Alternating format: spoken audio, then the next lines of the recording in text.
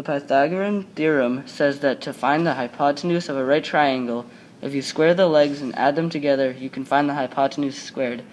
From there, you find the square root of the hypotenuse squared to get to the hypotenuse.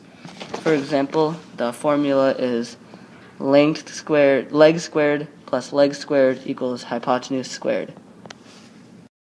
For example, if I have one leg is 4, one leg is 5, and I'm missing the hypotenuse, I will do 4 squared plus 5 squared equals x squared.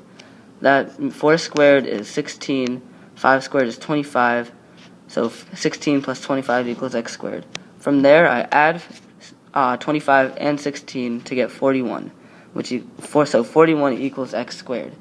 Since 41 doesn't have a perfect square root, I will just leave it as the square root of 41 equals x. You can also find it's in between two numbers.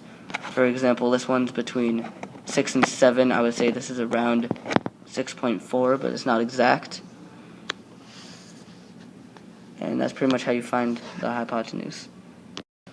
To find if you're missing the leg, it's a similar process.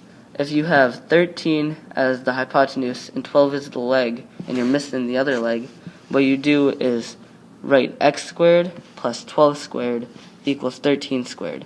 I know 12 squared is 144, if you can read that, plus x squared equals 169, because that's 13 squared. From there, you subtract 144 from 169, which I got 25, so x squared equals 25. From there, you find the square root of 25, because x squared, you want to find x, so the opposite of squared is the square root.